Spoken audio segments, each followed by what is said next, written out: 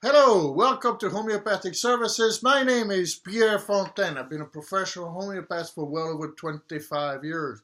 I've written 2 books. My second book is about autism and pandas, One Heart, One Mind, available on Amazon.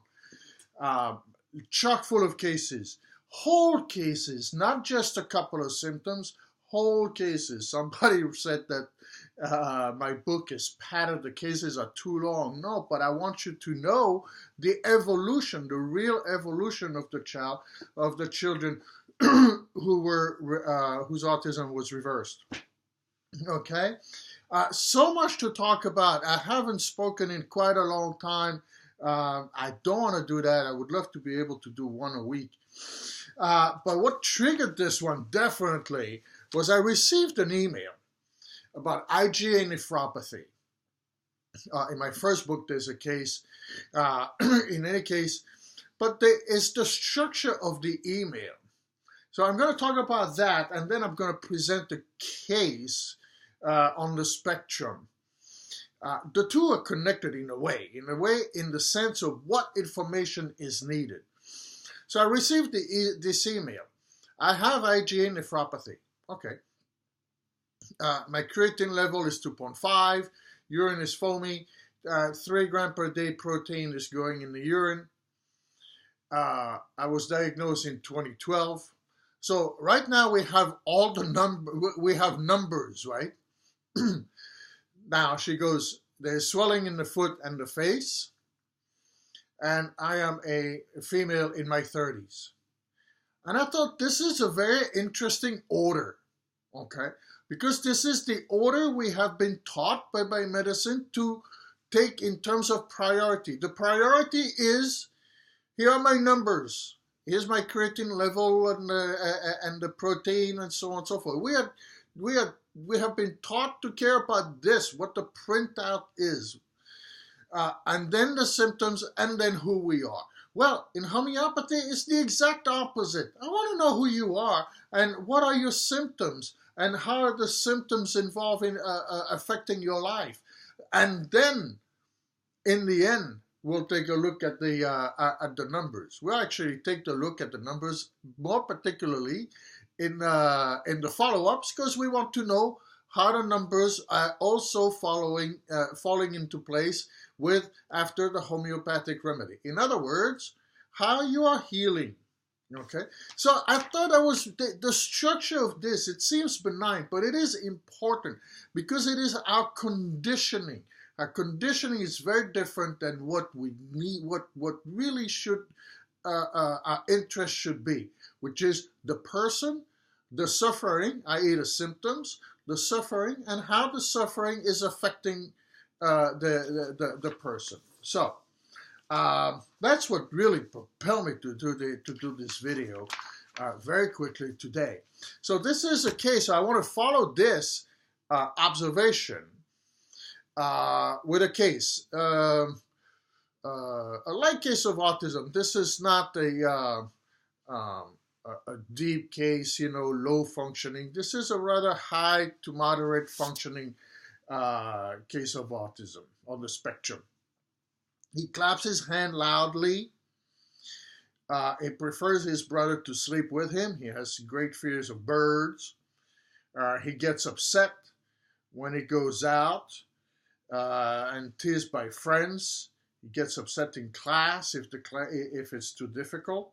He likes to stay home. He likes the movie Home Alone. He says he doesn't need friends as long as he has his family. He works very hard to improve himself. Okay, he's a hard worker. He wants to understand how others feel and think, but he doesn't have that connection with others. So that is the basic information. Like I said, a high functioning, moderate functioning child on the spectrum. What we would have called Asperger at the time, yeah. So then there's information, of course. There's the pregnancy that I talk about in this book a lot, how important it is. So he has fear of birds, right? So I thought that was one of the first things that was said. And that's where I'll go. Why not? I said, well, tell me about a fear of birds. Well, he shouts and he screams when they come close. He's very cautious. He's afraid of the beaks. Not perfectly understandable if you have fear of birds, right? But he was never pecked.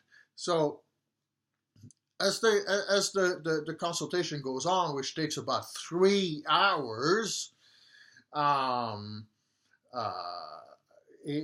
this fear of birds came up a few times, and then being chased by a dog came up one time as well.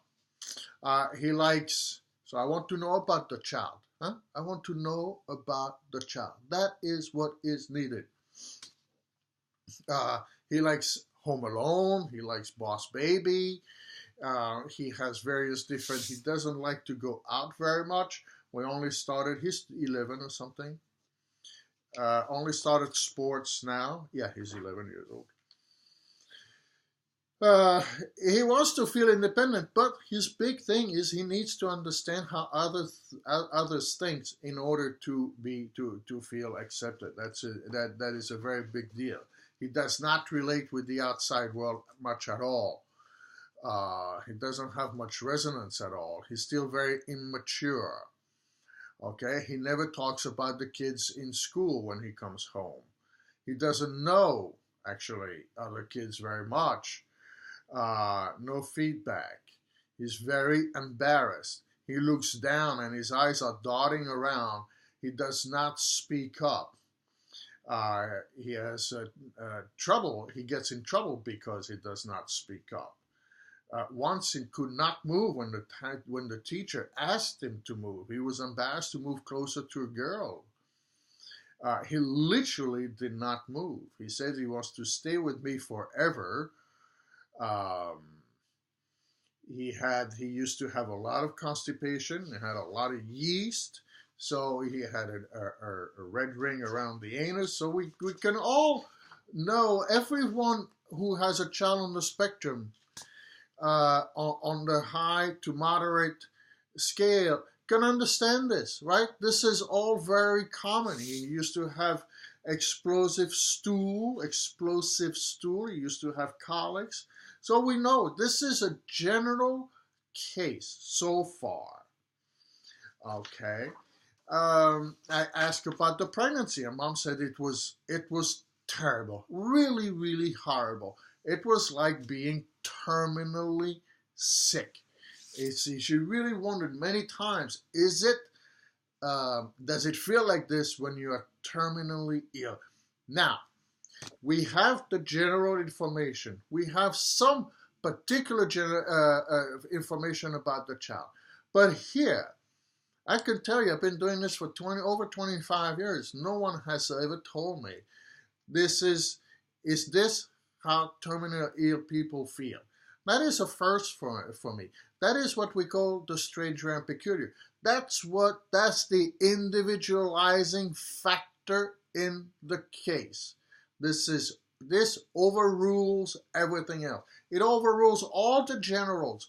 What is going to lead me to an accurate, individualized, highly individualized remedy is this information that is not shared with other people. In my practice, maybe some other people have felt that way, but so what does it mean?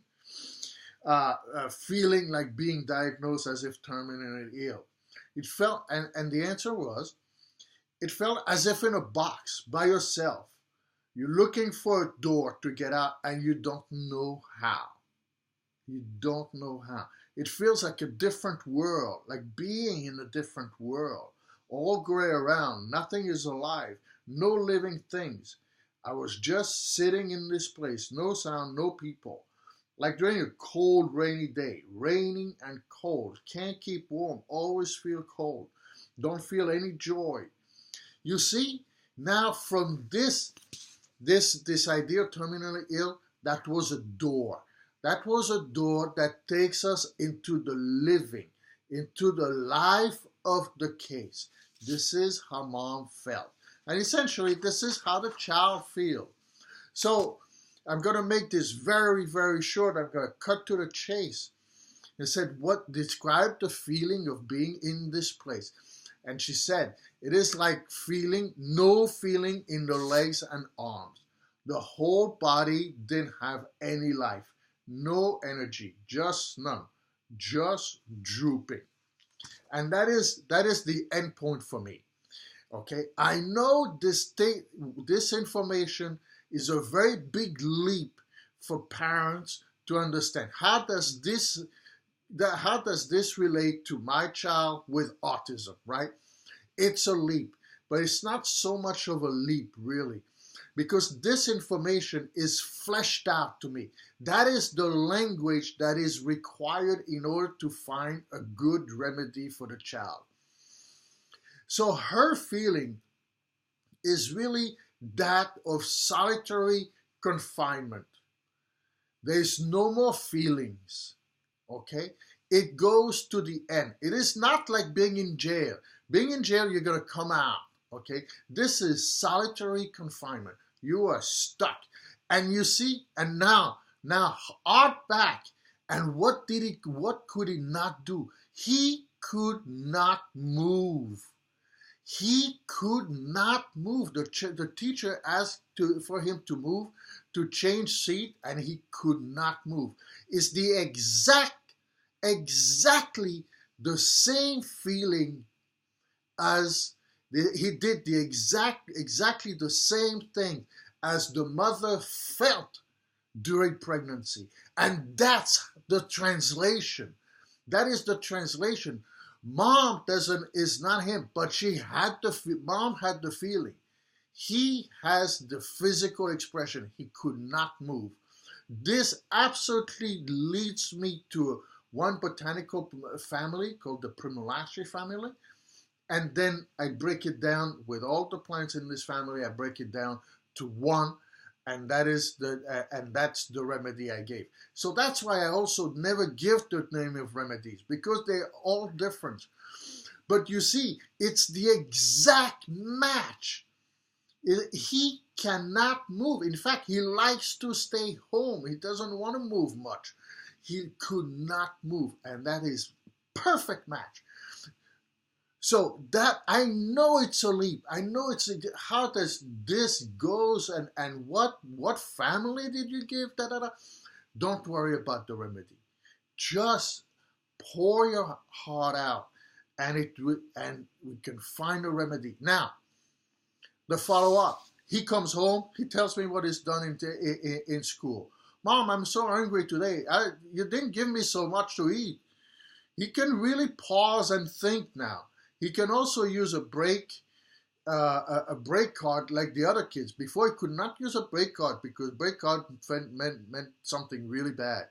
He's not clapping his hand. He's not scratching words anymore. He got a merit certificate for the first time. Fear of bird is gone. Some difficulty grading, but not nearly as much. He's not as argumentative. He's quite self-conscious. He's very self-conscious. He wants to be independent. Change in comprehension is better.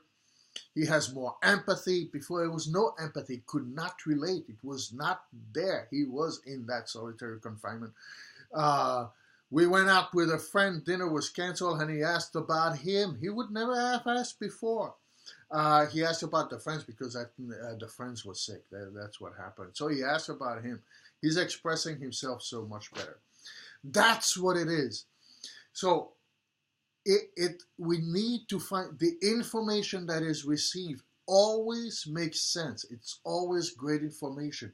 We match the two, or I match the two. That is my analysis, folks. Don't worry about it. Just pour your heart out. Say how you felt. Say what you feel your child is feeling. Give that all of that. There is nothing wrong, and we can find a remedy and have this type of brilliant result. Thank you so very much for listening. The website is Homeopathic Services. Take the leap. Homeopathicservices.com. Take the leap. Read the book. It's all there. It's all there. Your child the autism can be reversed. There's no doubt about it. Thank you so very much. Till next time.